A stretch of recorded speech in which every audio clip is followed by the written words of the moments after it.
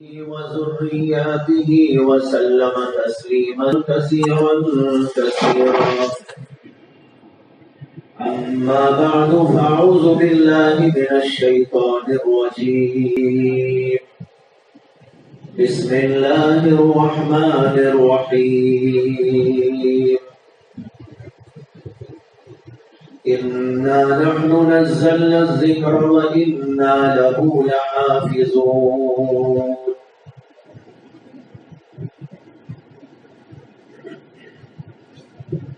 محترم حضرات، علماء کرام، برادران اسلام اور میری ماں اور بہنوں اور مدرسے کے عزیز طلباء، ابھی ہم لوگوں نے اس مدرسے سے حفظ کلام اللہ کی تکمیل کرنے والے 5 طلباء کو دیکھا. ان کی دستار بندی ہوئی، جس کا بھی ہم نے مشاہدہ کیا. یہ بچے بہت قابل مبارکباد ہیں، جنہوں نے اللہ کے پاک کلام کو اپنے سینے کے اندر محفوظ کر لیا، اس کے لیے محنت کی، اس کے لیے مجاہدہ کیا. اور ان کے اساتذہ بھی بہت قابل مبارکباد ہیں، جن کی توجہات، جن کی رہبری، جن کی نگرانی نے ان بچوں کو اس قابل بنایا کہ وہ حافظ قرآن ہو گئے. مدرسے والے، مدرسے کے ذمہ دار حضرات، یہ سب اپنی توجہات اور نگرانیوں اور ان طلباء کی خدمت اور محنت کی وجہ سے بہت بہت قابل مبارکباد ہے. میں ان سب کو مبارکبادی کا تحفہ پیش کرتا ہوں اور اللہ کی جناب میں دعا کرتا ہوں کہ اللہ تعالیٰ اس مدرسے کو دن دونی رات چوگنی ترقیات نصیب فرمائے.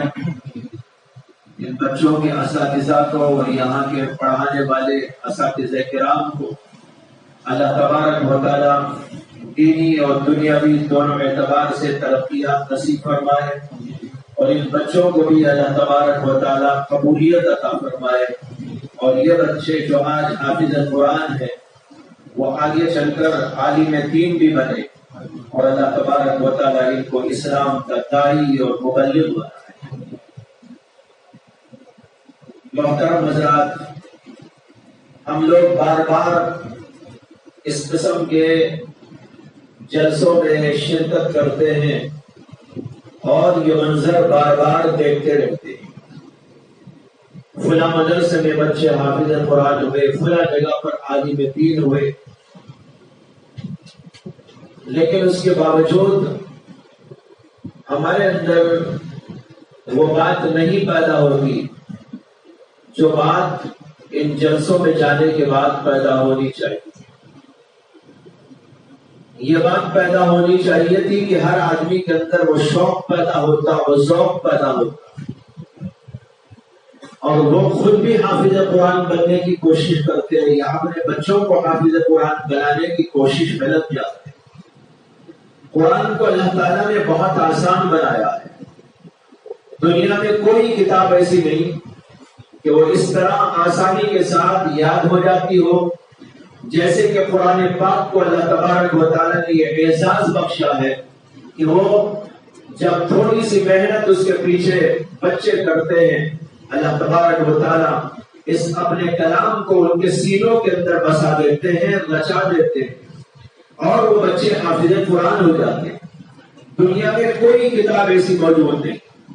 کتابیں تو بے شمار ہیں، پہلے بھی لکھی گئی ہے، بعد بھی لکھی گئی ہے، اور آج بھی لکھی جا رہی ہے، اور ہر فرنٹ پر، ہر ٹاپک پر اور ہر عنوان پر دنیا کے اندر کتابیں موجود ہیں. ہر زبان کے اندر موجود ہے. عربی زبان میں بھی بے شمار کتابیں، لٹریچر پایا جاتا ہے. فارسی زبان میں پایا جاتا ہے، انگریزی زبان میں پایا جاتا ہے، اردو زبان میں پایا جاتا ہے، اور دنیا کی مختلف زبانوں کے اندر لٹریچر موجود ہے. لیکن یہ واحد اللہ کی کتاب ہے جو سینوں کے اندر محفوظ ہو جاتی ہے. اللہ نے اس اپنی کتاب کو یہ اعزاز عطا کیا ہے اور آسان بنا کر رکھ دیا ہے کہ جو بھی اس کے پیچھے تھوڑی بہت محنت کرتا ہے اللہ تعالیٰ اس کے سینوں میں اس کو داخل کر دیتے ہیں۔ قرآن کریم کے اندر اللہ نے فرمایا وَلَقَدْ يَسَّرْنَا الْقُرْآنَ لِلذِّكْرِ فَهَلْ مِن مُدَّكِرٍ، ہم نے قرآن کو آسان بنایا ہے، اور اللہ نے یہاں تاکید کر کے فرمایا وَلَقَدْ يَسَّرْنَا الْقُرْآنَ۔ عربی جاننے والے جانتے ہیں کہ لقد یہ تاکید کے لیے لایا گیا ہے، اور جہاں ایسا ہوتا ہے وہاں اس سے پہلے قسمیہ قسم محذوف ہوتی ہے، گویا کہ اللہ نے یوں کہا واللہ باللہ تاللہ، اللہ کی قسم ہے کہ اللہ نے قرآن کو آسان بنایا۔ اللہ قسم کھا کے فرماتے ہیں وَلَقَدْ يَسَّرْنَا الْقُرْآنَ کہ ہم نے قرآن کریم کو آسان بنایا۔ آسان کس لیے بنایا؟ کہتے ہیں لِلذِّکْر، ذکر کے لیے آسان بنایا۔ عربی میں ذکر کے دو معنی آتے ہیں، ایک معنی یاد، دوسرے معنی اس کے آتے ہیں نصیحت حاصل کرنا۔ یہاں دونوں معنی فٹ ہوتے ہیں۔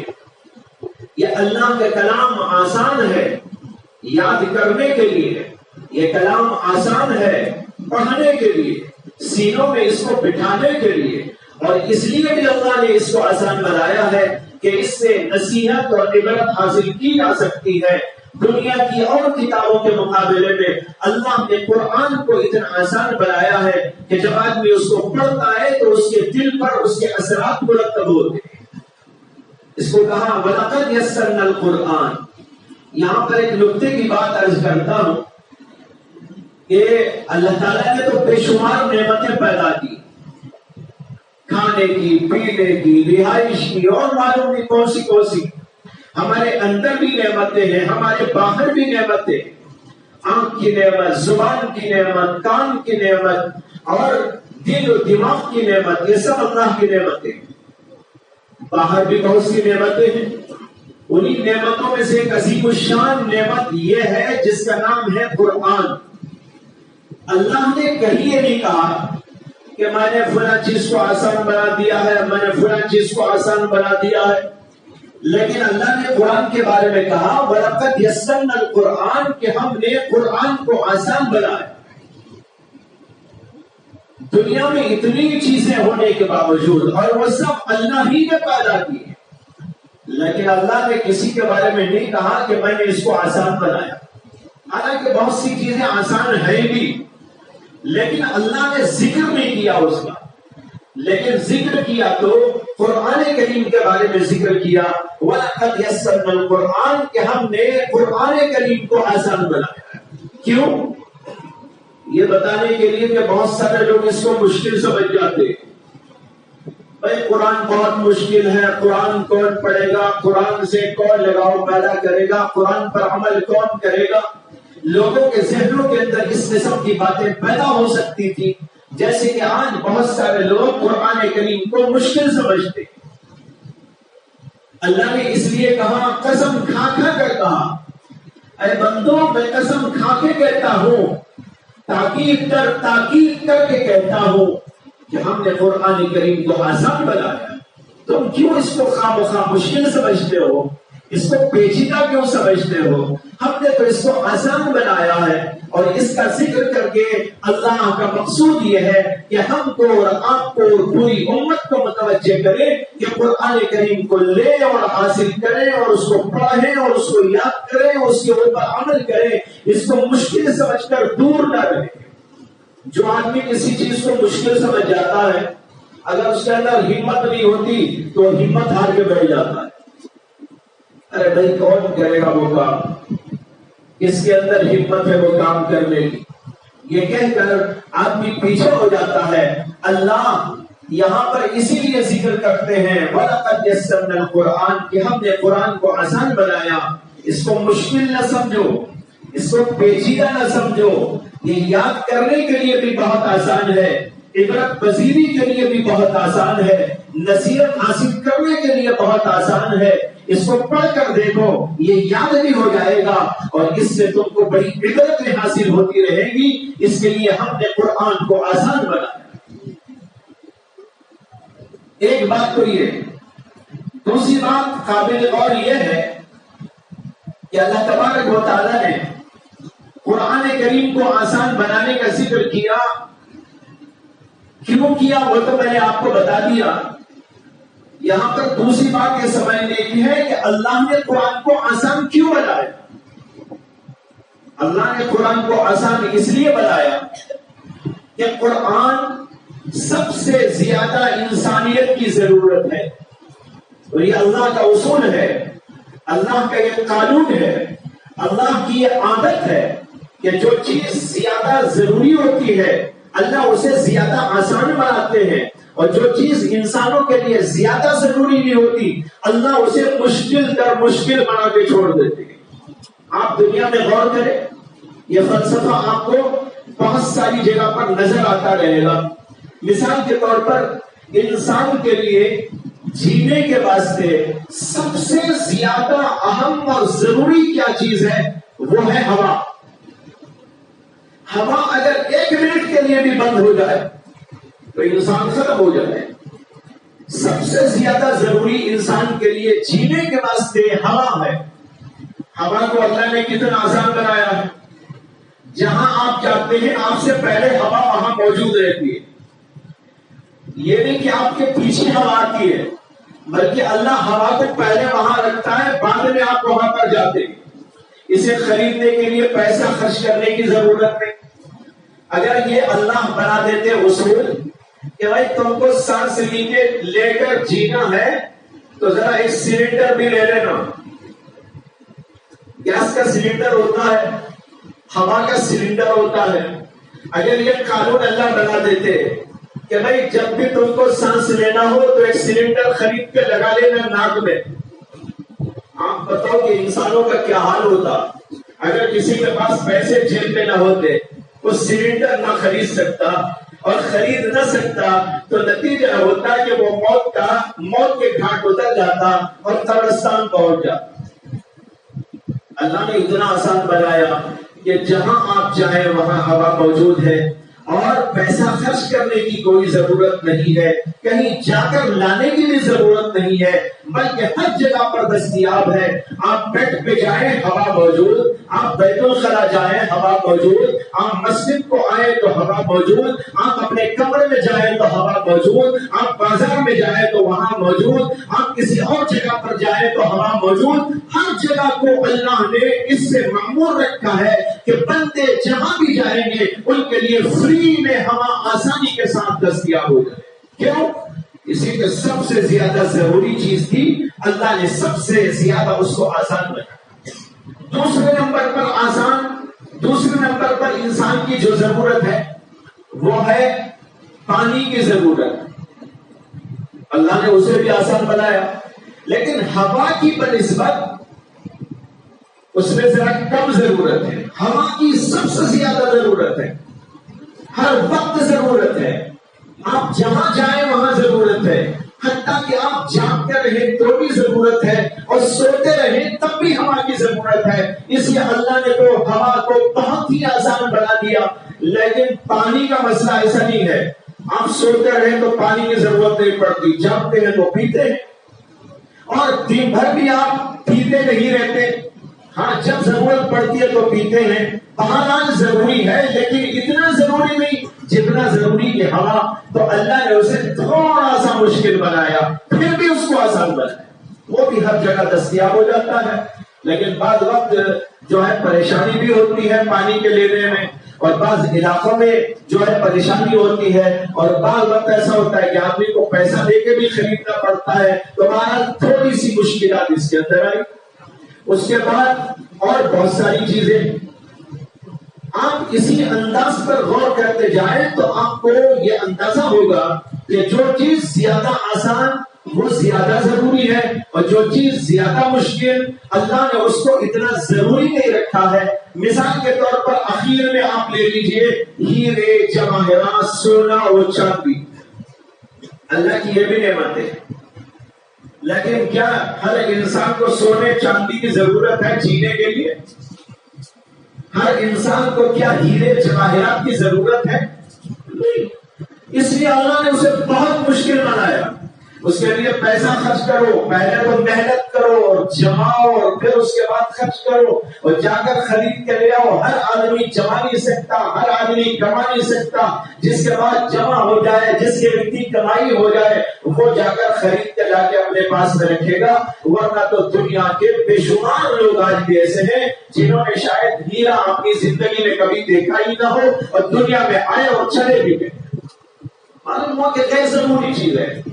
جتنی غیر ضروری اللہ نے اتنا مشکل بنایا، اتنا قیمتی بنا دیا، اور اس کے اندر آپ محنت کر کے اس کو لے سکتے ہیں، بغیر محنت کے وہ حاصل نہیں ہو سکتا۔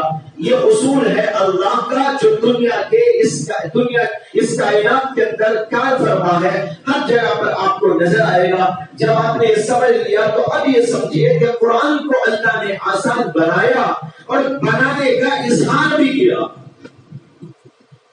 ایک تو ہے آسان بنانا اور ایک ہے آسان بنانے کا اظہار، وہ اعلان کرنا۔ اعلان کیوں کیا وہ تو میں نے آپ کو بتا دیا۔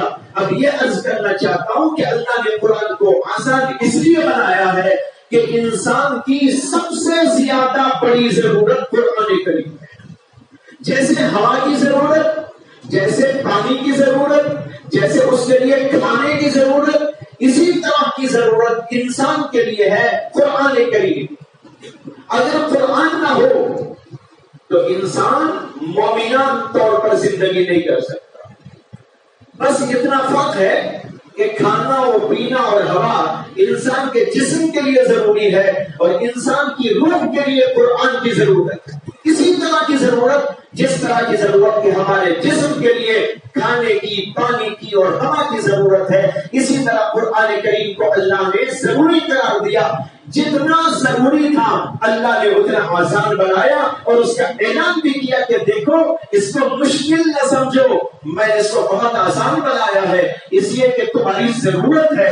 اگر تم قرآن سے وابستہ نہیں ہوگے تو تمہاری شان مومنانہ کبھی بھی باقی نہیں رہ سکتی، تمہارا ایمان خطرے میں پڑ جائے گا، تمہاری روحانیت برباد ہو جائے گی، تمہاری روح کو بڑا سخت ترین نقصان پہنچے گا۔ اس لیے ضرورت ہے کہ اپنی روحوں کو زندہ رکھنے کے لیے، اپنی روحوں کو ترقی دینے کے لیے، اپنی روح کو جو ہے اعلیٰ مقام تک پہنچانے کے لیے اور اللہ سے وابستہ کرنے کے لیے قرآن کو ہم نے آسان بنایا۔ اس قرآن کو لو اور اس کو پڑھو، اس کو یاد کرو اور اپنے سینے میں بٹھاؤ اور اپنے عمل میں اس کو لاؤ اور ترقی دو اپنے آپ کو، اور تمہاری روحانی پرواز پتہ نہیں کہاں سے کہاں تک پہنچ جائے۔ کئی سال پہلے حضرت شاہ ابرار الحق صاحب نور اللہ مرقدہ حیدرآباد تشریف لائے تھے، تو میں بھی بنگلور سے حضرت کی زیارت اور ملاقات کے لیے وہاں پہنچا۔ ایئرپورٹ پر انتظار میں کھڑے تھے، حیدرآباد کے بھی بہت سارے علماء صلاح موجود تھے۔ اس کے بعد حضرت والا ایئرپورٹ سے باہر تشریف لائے اور حضرت کی عادت تھی کہ بات میں سے کوئی بات نکال کر فرما دیتے تھے۔ حضرت اس وقت جو ہے کٹک کے علاقے سے حیدرآباد پہنچے، تو حضرت نے باہر آنے کے بعد مسافہ کیا اور پھر اس کے بعد جو لوگ موجود تھے ان کے درمیان میں 2-3 منٹ کی گفتگو فرمائی۔ اس کے اندر حضرت نے جو فرمایا اس کا خلاصہ یہ تھا کہ حضرت نے فرمایا کہ بھائی ہم لوگ وہاں سے چلے تھے اتنے بجے اور یہاں پہنچے اتنے بجے، اور شاید 1 گھنٹے کا کچھ وقت بتایا، وہاں سے یہاں پہنچنے میں 1 گھنٹہ لگا۔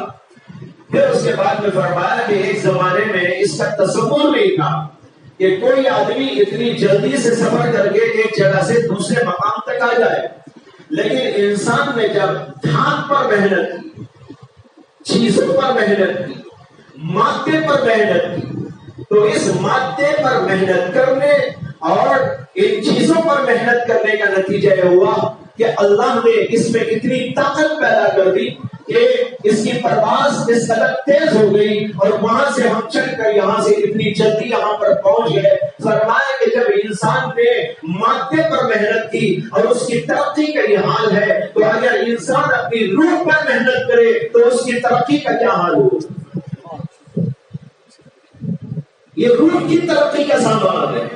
قرآن کے ذریعے انسان اپنی روح پر محنت کرتا ہے, اللہ کی معرفت پیدا کرتا ہے, اللہ کی محبت پیدا کرتا ہے, اللہ کا خوف پیدا کرتا ہے, آخرت کی فکر و طلب پیدا کرتا ہے, انابت اللہ اور خشوع اللہ پیدا کرتا ہے, اس کے اندر توکل پیدا ہوتا ہے, اس کے اندر اعتماد اللہ پیدا ہوتا ہے, تقویٰ و طہارت کی صفات پیدا ہوتی ہے, اللہ سے اس کا کنیکشن پیدا ہو جاتا ہے. اس کنیکشن کے پیدا ہونے کے بعد اس کی روح کو ترقی ہی ترقی ہوتی رہتی ہے. تو بھائیوں, قرآن کریم کا موضوع یہ ہے کہ وہ ہماری روح کے لیے نازل کیا گیا ہے, ہماری روح کی غذا اس کے اندر ہے, ہماری روح کی ترقی اس کے اندر ہے, ہماری روح کی کیفیات میں اضافہ اس کے اندر رکھا ہوا ہے, اور اس طریقے پر انسان اس سے فائدہ اٹھاتا ہے تو اللہ کی نگاہ میں بڑا مقدس, بڑا محترم بن جاتا ہے. اور اگر انسان اس سے روگردانی کرتا ہے, نہ قرآن پڑھتا ہے, نہ قرآن یاد کرتا ہے, اور اس کا سینہ قرآن سے خالی رہتا ہے, حدیث کے اندر آتا ہے کہ نبی اکرم صلی اللہ علیہ وسلم نے ارشاد فرمایا کہ جس کا دل اللہ کے کلام سے خالی ہوتا ہے وہ ایسا ہے جیسے کہ ویران گھر ہوا کرتا ہے.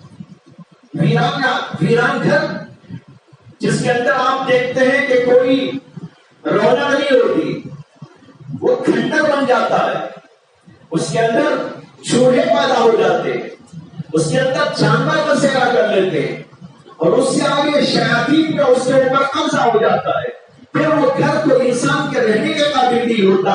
اسی طریقے پر جو سینہ اللہ کے کلام سے خالی ہوتا ہے, نبی اکرم صلی اللہ علیہ وسلم فرماتے ہیں وہ ایسا ہو جاتا ہے جیسے کہ ویران گھر ہوا کرتا ہے.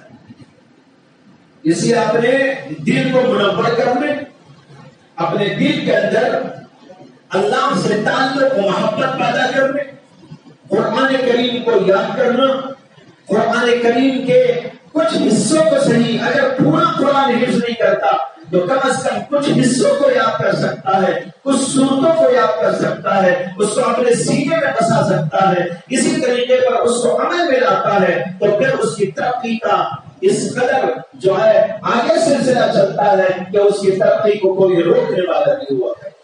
اس لیے اللہ نے کہا وَلَقَدْ يَسَّرْنَا الْقُرْآنَ لِلذِّكْرِ, ہم نے قرآن کریم کو آسان بنایا ہے ذکر کے لیے, یعنی یاد کرنے کے لیے بھی, اور اس لیے بھی کہ اس سے نصیحت پکڑی جا سکتی ہے. یادداشت کو اللہ نے اتنا آسان بنایا. آپ دیکھ رہے ہیں کہ 5 بچے یہاں پر بیٹھے ہوئے ہیں, اکثر بیشتر چھوٹے ہیں, لیکن اس کے باوجود اللہ نے آسان بنا کر ان کے سینوں میں اتار دیا. ہم نے ایسے بچوں کو بھی دیکھا ہے جو 8-10 سال کے بچے تھے اور انہوں نے قرآن کریم پورے کا پورا حفظ کر لیا. امام شافعی کے بارے میں بھی آتا ہے کہ وہ 7 یا 8 برس کے تھے جب انہوں نے قرآن کریم مکمل حفظ کر لیا. 7-8 برس کا بچہ کھیلتا کودتا ہے آج, لیکن وہ قرآن کریم کے حافظ ہو گئے. اور پھر اس کے بعد انہوں نے علوم شرعیہ کو حاصل کیا اور اس سے فراغت پائی, تو ان کی عمر اتنی چھوٹی تھی, 12-13 سال کے بچے تھے, ابھی کھیل کود میں لگے رہتے تھے, لیکن پورے عالم دین ہو گئے تھے. اور عالم دین بھی آج کی طرح کا عالم دین نہیں, وہ امام شافعی تھے, مجتہدانہ قوتیں اور صلاحیتیں اپنے اندر رکھے ہوئے تھے. ایسے بڑے زبردست عالم بن کر جب وہ درس دینے کے لیے بیٹھے حدیث پاک کا, ان کے سامنے داڑھی والے لوگ موجود تھے اور یہ بچہ بیٹھ کے پڑھا رہا تھا, تو لوگ سمجھ رہے تھے کہ یہ بچہ کیا پڑھائے گا جس کی ابھی داڑھی تک نہیں نکلی, اور اس کے سامنے ایسے لوگ بیٹھے ہوئے ہیں جن کی داڑیاں نکلی ہوئی. عجیب لطیفہ ان کے بارے میں لکھا ہے کہ امام شافعی رحمۃ اللہ علیہ پڑھا رہے تھے, اور وہ بھی کیا حدیث پاک کا درس دے رہے تھے. ایک طرف ایک چڑیا کے بیٹھی، امام شافعی اچانک درس دیتے دیتے اچھل کر وہ چڑیا پکڑنے کے لیے چلے گئے. یعنی انہیں احساس ہی نہیں رہا کہ میں کوئی محدث بن گیا ہوں، میں اتنا بڑا فقیہ بن گیا ہوں، میں مجتہد زماں بن گیا ہوں، اور میں اتنے سارے لوگوں کا استاد بن گیا ہوں. بچپنا تھا، بچپنے کی جو کیفیت ہوتی ہے اس طریقے پر وہ اٹھ کر چھلانگ لگا کے گئے اور چڑیا کو پکڑنا چاہا. اس واقعے سے اندازہ کیا جا سکتا ہے کہ عمر کتنی کم تھی، اس کے باوجود اللہ نے اتنا بڑا علم ان کو عطا کر دیا.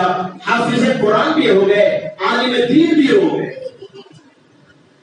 اور اللہ نے اس کو اتنا آسان بنایا ہے کہ بہت کم مدت کے اندر اتنی بڑی عظیم الشان کتاب سینوں میں محفوظ ہو جاتی ہے. عموماً 2 سال 2.5 سال جو ذہین ہوتے ہیں تو 1 سال میں بھی ختم کر لیتے ہیں. ایسے بھی بے شمار واقعات پیش آتے رہتے ہیں مدارس میں کہ 1 سال میں بچے نے حفظ کر دیا.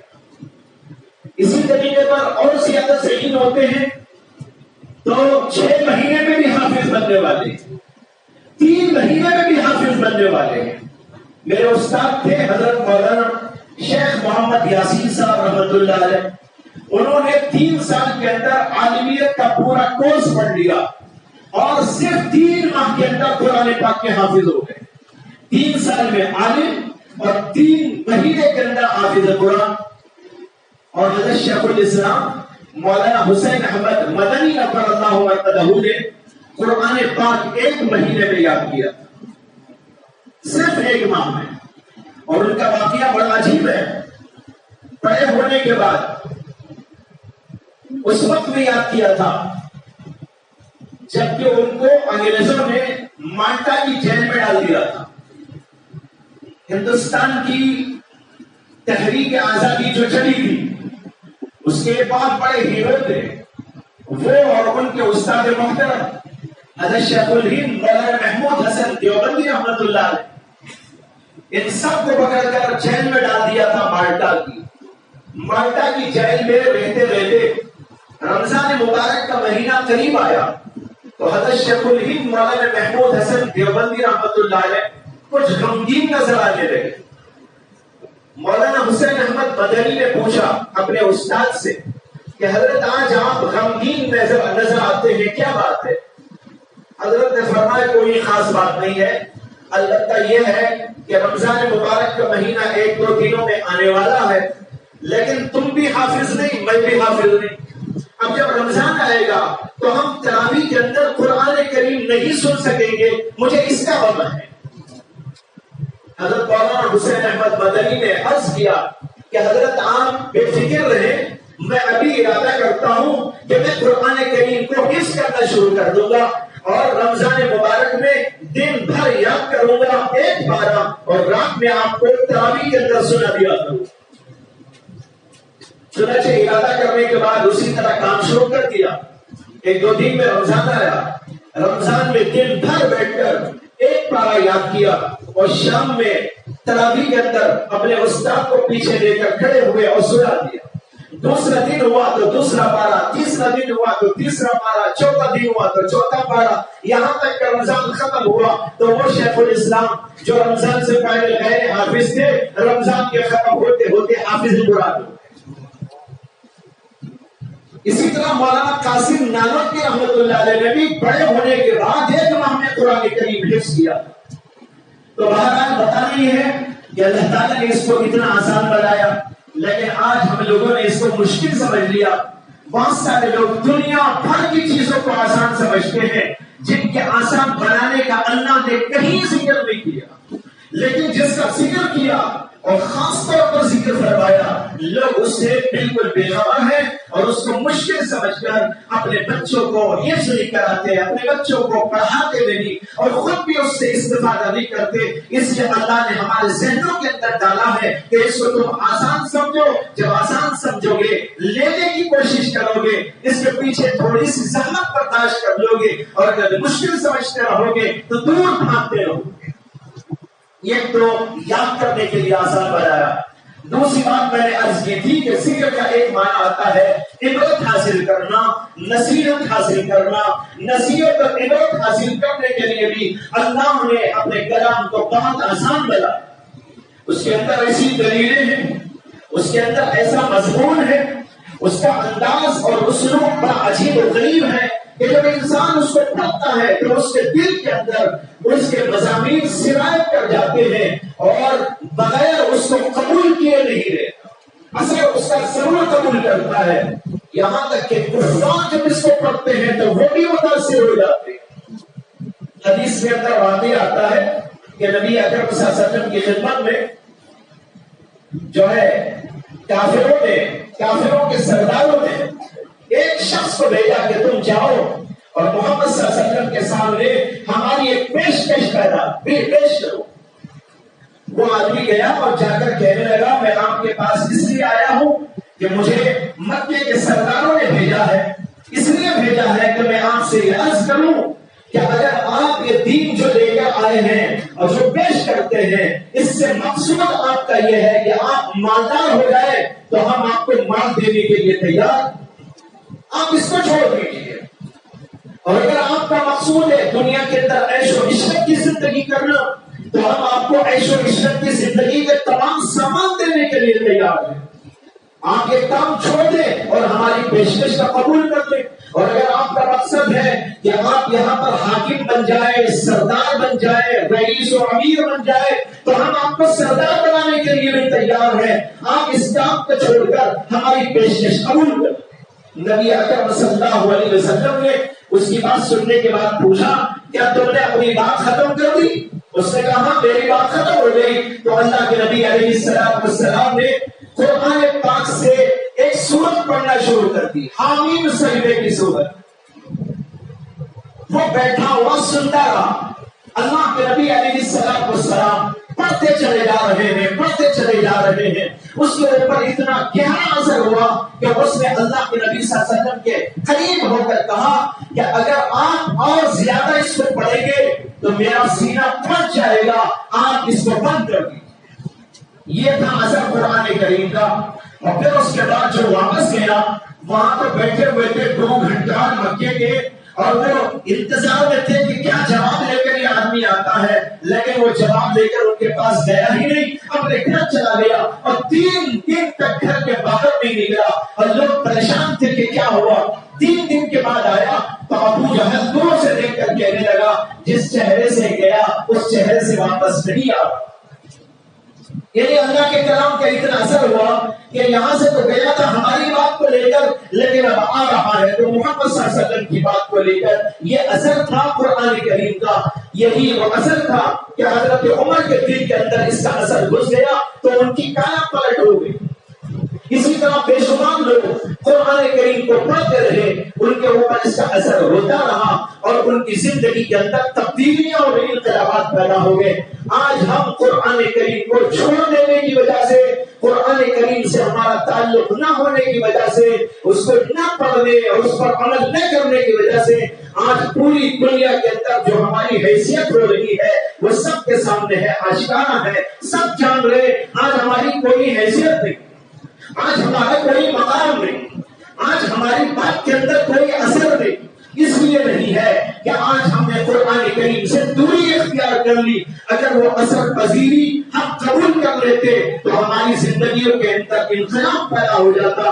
آج ضرورت ہے بھائیوں اس بات کی، اور یہ جلسے اسی پیغام کو دینے کے لیے منعقد کیے جاتے ہیں۔ یہاں پر ایک چھوٹا سا جلسہ منعقد کیا گیا، آپ لوگوں کو دعوت دی گئی، یہ اس لیے نہیں دی گئی ہے آپ یہاں پر آئیں اور پھر چلے جائیں اور جیسے تھے اسی حالت کے اندر اپنی زندگی کو مکمل کریں، بلکہ اس لیے یہاں پر دعوت دے کر لوگوں کو بلایا جاتا ہے تاکہ یہاں پر آنے کے بعد ان بچوں کو دیکھ کر، مدرسے کے اندر کی تعلیم کو دیکھ کر، یہاں کی خدمات کو دیکھ کر ہمارے اندر بھی اس کا اثر پیدا ہو، قرآن سے ہم وابستہ ہو جائیں، قرآن پڑھنے کے اعتبار سے بھی وابستہ ہو، قرآن پر عمل کے اعتبار سے بھی وابستہ ہو۔ آج قرآن کریم کے درس کے نام پر کوئی چیز لوگوں کو بلانے کے لیے منعقد کی جاتی ہے تو لوگ جمع ہی نہیں ہوتے۔ ٹی وی دیکھنے کے لیے کتنے لوگ جمع ہو جاتے، موبائل کے اندر تو ہر آدمی مشغول ہے.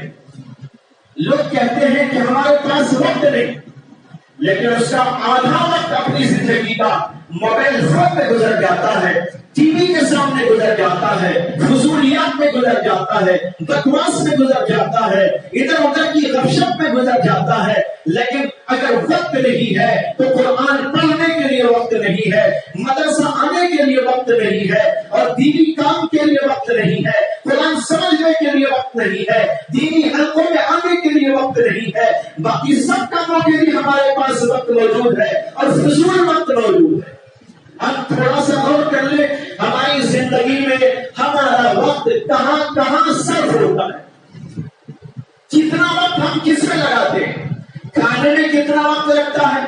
موبائل فون میں ادھر ادھر کی چیزیں دیکھتے ہوئے کتنا وقت لگ جاتا ہے؟ ٹی ویوں کے اندر ہمارا کتنا وقت لگ جاتا ہے؟ نماز کے لیے کتنا وقت لگتا ہے؟ دین پڑھنے اور سیکھنے کے لیے کتنا وقت لگتا ہے؟ تو بھائیوں، افسوس کے ساتھ ہم کو یہ کہنا پڑے گا کہ ہمارا بیشتر وقت فضولیات میں، گندگیوں میں، گناہوں میں، برائیوں میں لگ جاتا ہے. اللہ کے لیے وقت ہمارا لگتا ہے وہ اتنا محدود ہوتا ہے کہ وہ پڑھنے کے بھی قابل نہیں، شمار کرنے کے قابل نہیں. کتنے لوگ ہیں زمانہ گزر جاتا ہے قرآن کو نہیں دیکھتے؟ کتنے لوگ ہیں قرآن کریم ان کے گھروں کے اندر رکھا ہوا ہے، لیکن اس کے باوجود کبھی اس کو اٹھا کے دیکھنا ان کے لیے گوارا نہیں ہوتا. شادی ہوتی ہے تو شادی کے اندر جہیز کے اندر قرآن کریم بھی رکھ کر پہنچایا جاتا ہے. لڑکی جہاں سے نکلتی ہے وہاں سے جہیز گیا اور اس کے اندر قرآن کا نسخہ بھی گیا، اور جہاں پر وہ جا رہی ہے اس گھر کے اندر جا کے اس کو رکھ دیا گیا. لیکن نہ اس نے کبھی اس کو چھوا، نہ اس کو اٹھا کے پڑھا، نہ اس کے شوہر نے کبھی اس کو دیکھا، نہ اس گھر کے اور لوگوں نے کبھی اس کو اٹھا کے پڑھا. جہاں رکھا وہ رکھا ہی رہا، اس کو دیکھنے والا، اس کو پڑھنے والا کوئی نہیں ہے. بھائیو، قرآن مجید قیامت کے میدان میں اللہ کے دربار میں ہماری اور آپ کی شکایت کرے گا، ہماری اور آپ کی شکایت کرے گا. اے اللہ، میں اس کے گھر میں موجود تھا لیکن مجھے کبھی اس نے نہیں اٹھایا. میں اس کے گھر میں موجود تھا لیکن اس نے اٹھا کر مجھ کو پڑھا نہیں. اس نے میری کوئی تعظیم نہیں کی، اس نے میرا کوئی ادب نہیں کیا، اس نے مجھے کبھی دیکھا نہیں ہے. آپ غور کریں، آپ کے گھر کے اندر کوئی مہمان آیا، مہمان اگر بیٹھا رہا، آپ نے نہ اسے سلام کیا، نہ اس سے دو بول بولے، نہ اس کے لیے چائے کا کوئی انتظام کیا، نہ کھانے کا کوئی نظم کیا، نہ اس کی رہائش کا کوئی نظم کیا. بس وہ بیچارہ بیٹھ کر انتظام کرتا رہا یہاں تک کہ گھنٹے ہو گئے. کیا وہ کبھی مہمان آپ کے گھر میں دوبارہ داخل ہوگا؟ ایسا جائے گا کہ کبھی واپس آنے کے لیے تیار نہیں ہوگا.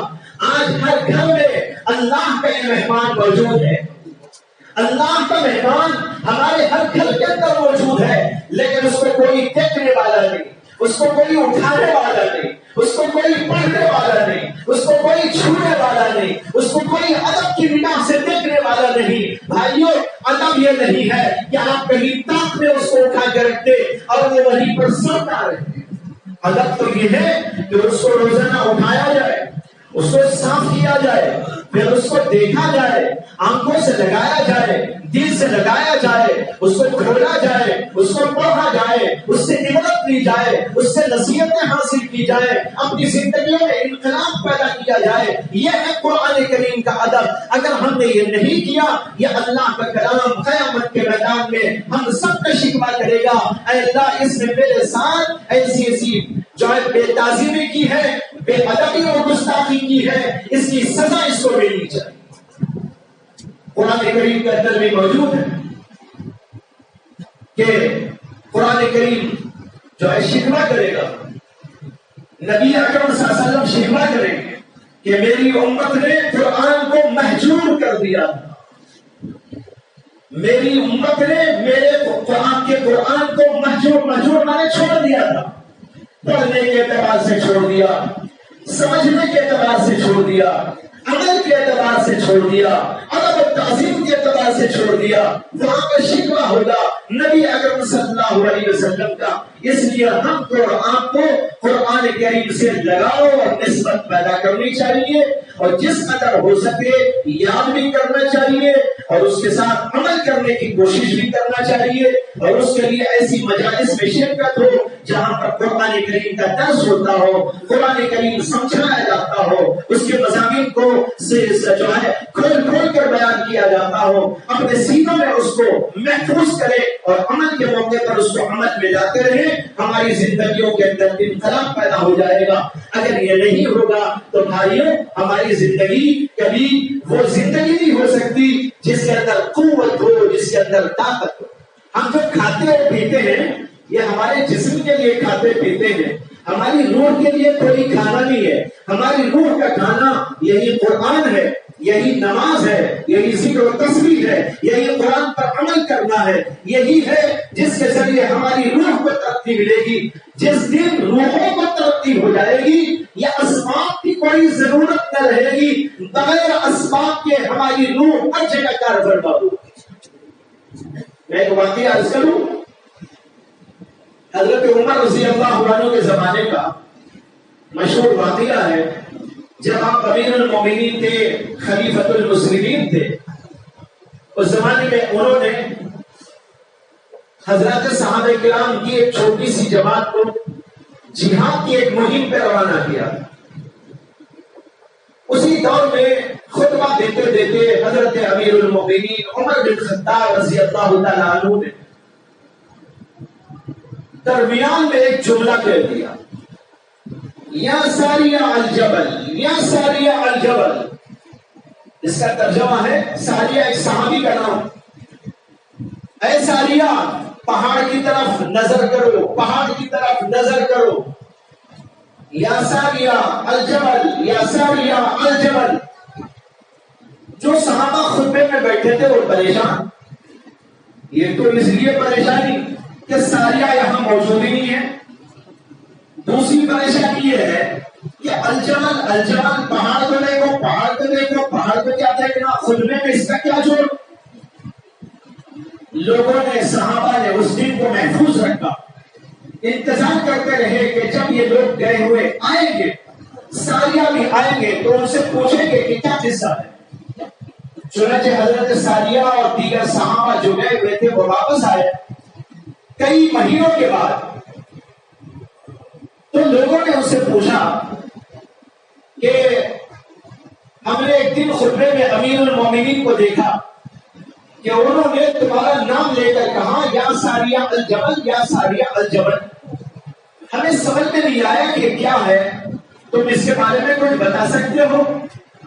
انہوں نے کہا، بھائی ہم لوگ جب گئے تھے تو میرے کانوں میں امیر المومنین کی آواز آئی، یا ساریہ الجبل، یا ساریہ الجبل۔ تو ہم نے پہاڑ کی طرف دیکھا، پہاڑ کی طرف دیکھا تو ادھر سے دشمن آ رہا تھا، دشمن کو ہم نے دیکھا اور پھر ادھر وار کیا اور ہم کامیاب ہو گئے۔ اگر ہم نہ دیکھتے تو اس پیچھے سے آ کر ہمارے اوپر حملہ کرتے تھے۔ یہ واقعہ پیش آیا۔ حضرت ساریہ نے کہا، امیر المومنین کی آواز میرے کان پہ آئی۔ میں عرض کرتا ہوں، امیر المومنین نے جو وہاں کہا یہ زبان کی آواز نہیں تھی، یہ دل کی آواز تھی۔ حضرت ساریہ نے جو سنا یہ دل سے انہوں نے سنا، یہ کانوں سے نہیں سنا۔ دل کی آواز دل میں پہنچ گئی، روح کی آواز روح میں پہنچ گئی۔ جب روح کو ترقی ہوتی ہے ظاہری اسباب کی کوئی ضرورت نہیں رہتی، بغیر اسباب کے بھی سب کچھ ہو سکتا ہے۔ آج میری آواز آپ تک آخری کا جو ہے سب میں نہیں پہنچ سکتی، لیکن حضرت امیر المومنین کی وہ آواز ایک ملک سے دوسرے ملک کو پہنچ جاتی ہے۔ بھائیوں، یہ زندہ کرامت بے شمار لوگوں نے اس کو دیکھا۔ یہ کیا ہے؟ روح کو ترقی دینے کا نتیجہ ہے۔ آج ہم اپنے جسموں پر محنت کرتے ہیں، اپنے جسموں کی خوبصورتی کا خیال کرتے ہیں، اپنے جسموں کو طاقت دینے کی فکر کرتے ہیں، اس کو بنانے کی فکر کرتے ہیں، لیکن ایسے بہت کم لوگ ہیں جو اپنی روح کا سامان تیار کرتے ہیں، قرآن سے، حدیث سے، دین سے وابستہ ہو کر اس کو ترقی دینے کی فکر کرنے والے بہت ہی کم لوگ ہوتے ہیں۔ اس لیے میں نے گزارش کی کہ اس کے اوپر توجہ دی جائے. اور آج کے اس جلسے سے یہی پیغام آپ کو دیا جا رہا ہے, سب کو دیا جا رہا ہے. میں دعا کرتا ہوں کہ اللہ تبارک و تعالیٰ اس مدرسے کو دن دونی اور چوگنی ترقیات نصیب فرمائے. ان بچوں کو, یہاں کے اساتذہ کو, مدرسے کو قبول فرمائے, ان کے والدین کو بھی قبول فرمائے. جو کچھ کہا گیا سنا گیا اللہ اس کے اوپر عمل کی توفیق عطا فرمائے. وآخر دعوانا ان الحمدللہ رب العالمین.